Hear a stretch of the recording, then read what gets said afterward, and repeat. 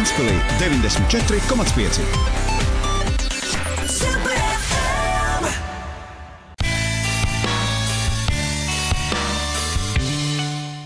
Klauds āmura piesitieni, ir dzirdama zāģu zobu radītā skaņa. Bērnu pilsētiņā darbi rit pilnā sparā. Šeit tiek izgatavota putnu būrīši. Plecu pie pleca čakli strādā gan Ventspils pilsētas domas un komunālās pārvaldes pārstāvji, gan arī Ventspils skolu un bērnu dārzu audzēkņi, gan arī viņu vecāki. Vīrieši arī ir. Mazie vīrieši. Jā? Jā. Kāpēc jūs nolēmat piedalīties tautā?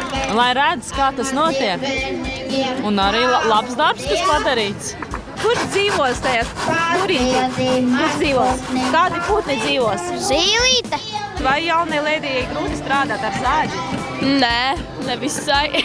Nevisai? Nu tā. Bija jau pieredze? Jā. Kurā vietā? Es dzīvoju Anglijā, tāpēc mums tur skolā mēs citreiz darām ar zāģi arī. Es mājās kopā ar palīgiem, lielākiem, mazākiem. Šogad 20 strazdu būri man jau pielikt ir. Ja, un jau pirmie strazdi jau kā nedēļas 2 ir atlidojuši. Nu, un, protams, tas būrīšu skaits, ko var izvietot pilsētā, ir ārkārtīgi liels. Tā kā es aicinātu katru, kam ir tāda, nu, patiski, kam ir laiks un veselība mazliet, izgatavot kādu būrīti un novietot pareizā vietā.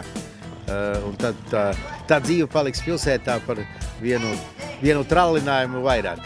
Palīdzēt mūsu mazajiem brāļiem, izgatavojot tiem ērtus mājokļus, tā jau ir sena tradīcija Ventspilī. Vairs nav nepieciešamas papildu talkas, lai savāktu atkritumus, jo arvien grūtāk pilsētā ir atrast kādu vietu, kur būtu piesārņots. Bet izgatavot papildu mājiņas putniem, tas gan ir aktuāli, jo Ventspilī ir daudz parku un vietu, kur pilsēta saplūst ar mežu. Šie putniši mums vairākos veidos palīdz, ja viņiem ir šī vietiņa, kur pilsētā liks dot. Tad viņiem mums pirmkārt skaisti ar savu dziesmām viņi mūs priecē, dod mums ar dzīves prieku. Un vēl arī tas, ka viņi izķer dažādus kaitēkļus, koku kaitēkļus un arī mušas un odus un visādā ziņā. Tas ir labi. Gan mēs putniem palīdzam, gan arī sev. Es esmu pelēkais strazds, jā. Jā. Pelēkais strazds, pastāstiet, kādā būrītī jūs patīk dzīvot? Nu, smuka. Tikai to, kas būtu taisījis tāds kārtīgs meistars. Šādā tādā es tur nelīst iekšā.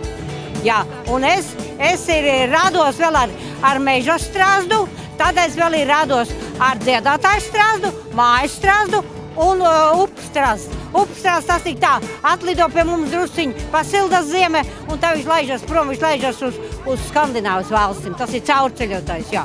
Bet tā, un apkārt, kas dzied, man nevar neviens nepārdzied. Viņa pārdzied, bet man tā liekas, ka man neviens nepārdzied. Jā. Strazds būrīši kalpo ilgāk, jo strazds ir tāds, ka viņš var katru gadu nākt būrīt, viņš var padarīt dzīvo, un viņam līgzdiņi paliek iekšā. Zīlītē ir tāda lieta, ka zīlītē būrs katru gadu jāiztīri. Ja to būrīt neiztīri, jā, tāpēc tam zīlīšu būrišiem tie jumtiņi noņemami ir. Lai noņem to jumtiņu nost, viņi nevar nadot klāt. Un tā jāiztīri, ja neiztīri zīlīti nedzīvo tai būrīti vairāk. Mājiņas melnajiem strazdiem, zīlītēm, mušķērājiem un pat pūcēm darina gan pieaugušie, gan arī bērni. Pieaugušie atceras savu bērnību un laiku, kad viņi taisīja būrīšus strazdiem. Bērni ne tikai mācās uzmeistarot būrīšus, bet arī saudzēt un mīlēt dabu. Meitnes, kur ir jūsu instrumenti? Mums nav. Mēs tikko atnācām, mums nav vietas. Ar klasi? Jā. Jūs tā kā līdzjutējās? Jā. Kā jūs palīdzēsiet? Kā jūs palīdzēsiet? Mēs apkopsim šito vietu pēc tam. Jā. Ziemas beigas un pavasara sākums – tas ir visaktīvākais laiks pūcēm. Latvijā novērota liela pūču daudzveidība. Meža pūce, ausainā pūce, kā arī tādi retas sugas pārstāvji kā zvirbuļveidīgais apoks un ūpis. Šodien mēs taisīsim 3 veida būrīšus strazdiem, zīlītēm, mušķērājiem, zvirbuļiem.